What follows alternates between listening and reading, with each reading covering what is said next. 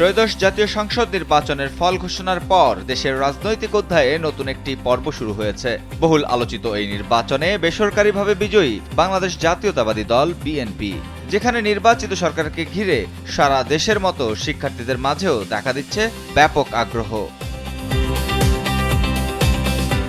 এবারে নির্বাচনে বিপুল সংখ্যক তরুণ প্রথমবারের মতো ভোটাধিকার প্রয়োগ করেছেন, যার একটি বড় অংশ বিশ্ববিদ্যালয় শিক্ষার্থী। এই প্রেক্ষাপটে শিক্ষার্থীদের কাছে জানতে চেয়েছিলাম নির্বাচিত সরকারের কাছে তাদের প্রত্যাশার কথা। নির্বাচিত সরকারের কাছ থেকে আমাদের যে মেন চাওয়াটা হবে সেটা হলো যে যেন আমাদের এডুকেশন সিস্টেমকে আরেকটু সুন্দরভাবে সাজানো হয়। যেই পুরাতন সনাতনী মডেল চলে আসছে সেটাতে আমাদের খুব একটা উন্নতি হচ্ছে না। এই সাকসেসফুল কান্ট্রিগুলোতে সাকসেসফুল মেথডগুলো আছে, মডার্ন মেথডগুলো, সেগুলো আমাদের এখানে অ্যাপ্লাই করা হয়। এর মাধ্যমে আরো তাদের আর কি ভালো করতে পারবো। ফ্যাসিস্ট সরকারের আমলে দেখেছি যে সরকারের এগেইনস্টে কোনো ধরনের কমেন্ট করা হলে সরকার তার নিজ দলীয় ছাত্র সংগঠনের দ্বারা আমাদেরকে বিভিন্নভাবে হয়রানি করতো, আমাদেরকে বিভিন্নভাবে থ্রেট দেওয়া হতো, নির্যাতন করা হতো। বিশ্ববিদ্যালয়ের হলগুলো থাকতো সরকার দলীয় ছাত্র সংগঠনের আন্ডারে। আমরা বর্তমান সরকার থেকে এমন কোনো কিছু আশা করি না। তারা বাংলাদেশ চালাবে ব্যক্তি স্বাধীনতা ক্ষুণ্ণ না করে। এমন একটি বাংলাদেশ দেখতে চাই না যেখানে আমার দেশ 13তম হয়ে এগিয়ে থাকবে কিসে?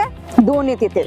আমি এমন একটি বাংলাদেশ দেখতে চাই যেখানে প্রতিটি মন্ত্রণালয় থেকে শুরু করে প্রতিটি প্রতিষ্ঠানে সকল মানুষ তাদের দায়িত্ব যথাযথ পালনে বাধ্য থাকবে।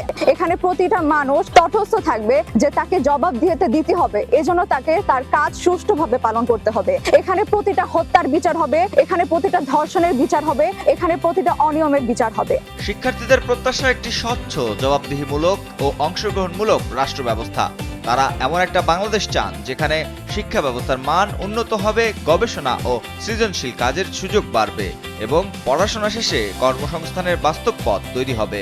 একজন নারী হিসেবে আমার নতুন সরকারের কাছে প্রত্যাশা হলো যেন আইন শুধু প্রণয়নই নয় বরং বাস্তবায়ন করা হয়। যেমন নারী এবং শিশু নির্যাতন আইনের ক্ষেত্রে দেখা যায় ভুক্তভোগীরা 180 দিনের মধ্যে বিচার পায় না, বরং তাদের এই দীর্ঘসূত্রিতার ফলে তাদের অনেক সাফার করতে হয়। 180 দিনের মধ্যে তাদের বিচার সম্পূর্ণ হয়, এই ব্যবস্থা আমি নতুন সরকারের কাছে আশা করছি। আপনার দলের থেকে যদি কিছু ব্যক্তি বা কিছু নেতাকর্মীরা বিভিন্ন অপরাধের সাথে জড়িয়ে পড়ে, তাদেরকে দল থেকে বহিষ্কার করার এক ধরনের সিদ্ধান্ত, এই ব্যক্তিগত প্রত্যাশাটা আমার কাছে ছিল। অর্থাৎ কোনো দলে যদি সেই দলের আশ্রয় নিয়ে বা সেই দলের আদর্শকে আশ্রয় করে অন্যায় কাজ করা হয়, সেই অন্যায়ের প্রশ্রয় কখনো ওই দলটা দিবে না। এই সরকারের প্রতি সব থেকে বড় একটা ডিমান্ড সেটা হচ্ছে যে আমাদের যে হিউজ পরিমাণ পপুলেশন আছে, ইউথ আছে, তাদের যাতে আসলে এই বেকারত্ব সমস্যাটা যাতে আসলে ঘোচানো যায়। এবং আমরা দেখি যে আসলে চাকরি করতে গেলে তখন হচ্ছে আমাদের মামা খালা ছাড়া আসলে চাকরি হয় না, সেখানে প্রচন্ড পরিমাণের দুর্নীতি। এই জিনিসটা যাতে, এই স্বজনপ্রীতিটা যাতে না থাকে।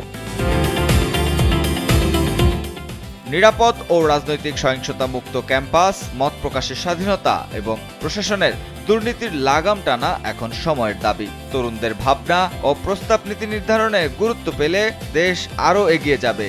তবে প্রশ্ন হলো, নতুন সরকার কি সত্যি তাদের এই প্রত্যাশা পূরণ করতে পারবে? আর কে জেন, কালবেলা।